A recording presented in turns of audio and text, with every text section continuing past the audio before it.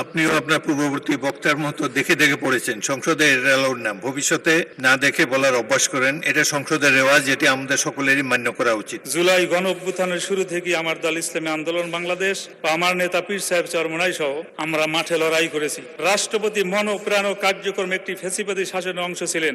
তিনি যখন ভাষণ দিয়েছেন তখন আমরা ওয়াকআউট করেছিলাম।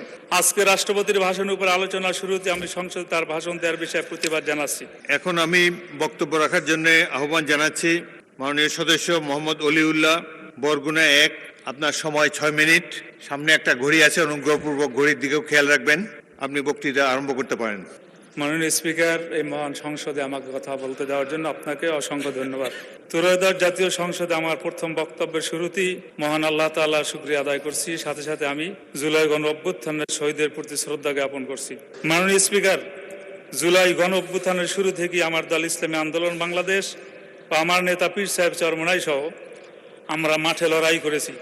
নানা কারণে অনেকেই যখন দলীয় ব্যানারে এই অভ্যুত্থানের সাথে সম্পৃক্ততা ঘোষণা দ্বিধান্বিত ছিল, তখন আবু সাঈদের শাহাদতের পরে আমার নেতা পীর সাহেব চরমনাই হত্যাকারীদের প্রতি রাজপথে গর্জে উঠেছিলেন। 4 আগস্ট থমথমে পরিবেশের মধ্যে জীবনের ঝুঁকি নিয়ে মুফতি সৈয়দ মোহাম্মদ ফয়জুল করিম সাহেবের চরমনাইয়ের নেতৃত্বে আমরা রাজপথে ছিলাম এবং শাহবাগ অবস্থান করেছিলাম। মাননীয় স্পিকার, ব্রিটিশ বিরোধী সংগ্রাম থেকে শুরু করে 52 ভাষা আন্দোলন এবং আমাদের মহান স্বাধীনতা সংগ্রামের সকল শহীদ অংশগ্রহণকারীদের প্রতি আমার দলের পক্ষ থেকে শ্রদ্ধা ও সম্মান জানাচ্ছি। আমি বিশেষভাবে স্মরণ করছি ইসলামী আন্দোলন বাংলাদেশের প্রতিষ্ঠাতা আমির মাওলানা সৈয়দ মোহাম্মদ ফজলুল করিম মরহুম পীর সাহেব চরমনাই। তিনি 1987 সালে সাংবিধানিক সংস্কারের প্রয়োজন অনুভব করে গঠন করেছিলেন ইসলামী শাসনতন্ত্র আন্দোলন, যা বর্তমান ইসলামী আন্দোলন বাংলাদেশ। মাননীয় স্পিকার, রাষ্ট্রপতির ভাষণ একটি সাংবিধানিক বাধ্যবাধকতা ও সংসদীয় রীতি, কিন্তু বাস্তবতা আমরা সবাই জানি রাষ্ট্রপতি মন প্রাণ ও কার্যক্রম একটি ফ্যাসিবাদী শাসনের অংশ ছিলেন। যে ফ্যাসিবাদের উৎখাতে হাজারো প্রাণের রক্ত উৎসর্গ করতে হয়েছে। গণ অভ্যুত্থানের মাধ্যমে উৎখাত হওয়া ফ্যাসিবাদের অংশ যে রাষ্ট্রপতি, তিনি ফ্যাসিবাদের উৎখাতের ফলেই গঠিত হওয়া সংসদের ভাষণ দেওয়া জুলাই গণ অভ্যুত্থানকে অপমান করার শামিল। তিনি যখন ভাষণ দিয়েছেন তখন আমরা ওয়াকআউট করেছিলাম। আজকে রাষ্ট্রপতির ভাষণের উপর আলোচনা শুরুতে আমি সংসদে তার ভাষণ দেওয়ার বিষয়ে প্রতিবাদ জানাচ্ছি। মাননীয় স্পিকার, রাষ্ট্রপতির ভাষণ সরকারি দলের স্থিতি ও তাদের অতীত সাফল্যের বর্ণনা, আগামীর প্রতিশ্রুতি সমন্বিত একটু উপত্থান, যা সরকারি দল কর্তৃক লিখিত হয়। রাষ্ট্রপতির এবারের ভাষণও এই সত্যের কোনো অন্যতা হয় নাই, তবে ভাষণ সুলিখিত ও মার্জিত, তার পাঠ ও সাবলীল ছিল, সেজন্য রাষ্ট্রপতিকে আমি ধন্যবাদ জানাতে পারি। মাননীয় স্পিকার, রাষ্ট্রপতির ভাষণে অন্তর্বর্তী সরকারের উল্লেখ নেই। অন্তর্বর্তী সরকার ও সরকার প্রধানের নাম উল্লেখ করে তাদের প্রতি বিশেষভাবে কৃতজ্ঞতা জানালে ভালো হতে বলে আমি মনে করি। মাননীয় স্পিকার, রাষ্ট্রপতি তার ভাষণে পতিত সরকারে বারংবার ফ্যাসিবাদী শাসন বলে অভিহিত করেছেন।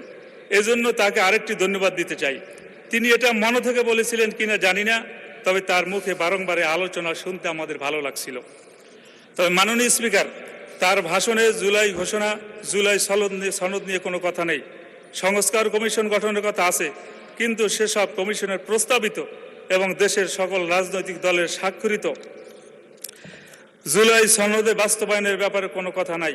এই বিষয়টি আমাদেরকে হতাশ করেছে এবং সত্য হলো প্রস্তাবিত সংস্কারগুলো না হলে বাংলাদেশে আবারও স্বৈরাচার ও ফ্যাসিবাদ ফিরে আসার আশঙ্কা রয়েছে। তাই দেশের স্বার্থে জুলাই সনদের সংস্কারগুলো সম্পন্ন করতেই হবে। একই সাথে সংস্কার প্রস্তাব গণভোটের মাধ্যমে জনগণের রায় পরিণত হয়েছে। মাননীয় স্পিকার, আমার নির্বাচনী এলাকা বরগুনা 1, বরগুনা সদর, আমতলী এবং তালতলী। আমরা এই বরগুনার যে লক্ষ কোটি মানুষ বসবাস করতেছে, আমাদের বরগুনা উন্নয়নের দিক থেকে একেবারে পিছিয়ে। মাননীয় স্পিকার, পায়রা ও বিষখালী নদী বেষ্টিত আমাদের জেলায় নিরবিচ্ছিন্ন যোগাযোগ এখন সময়ের দাবি। আমতলী, পুরঘাটা, বড়ইতালবাগ, বাইনচটকি পয়েন্টে সেতু নির্মাণ করা হলে দক্ষিণ অঞ্চলের মানুষের যাতায়াতের এক যুগান্তর বিপ্লব ঘটবে। শিক্ষা খাতে ব্যাপক ভূমিকা রাখবে, যা রাজস্ব বৃদ্ধিকে সহায়তা হিসেবে কাজ করবে। মাননীয় স্পিকার, তালতলী বরগুনা থেকে বিচ্ছিন্ন একটা উপজেলা, এ জায়গায় একটা দ্রুতগামী একটা ফেরির ব্যবস্থা করার জোরালো দাবি জানিয়ে আমি আপনাকে অভিনন্দন জানিয়ে শেষ করছি। আল্লাহ হাফেজ। আসসালামু আলাইকুম রহমতুল্লাহ। ধন্যবাদ মাননীয় সদস্য। আপনিও আপনার পূর্ববর্তী বক্তার মতো দেখে দেখে পড়েছেন সংসদের রেলর নাম, ভবিষ্যতে না দেখে বলার অভ্যাস করেন, এটা সংসদের রেওয়াজ, যেটি আমাদের সকলেরই মান্য করা উচিত। অত্যন্ত বিনীতভাবে আপনাকে জানাচ্ছি, ধন্যবাদ।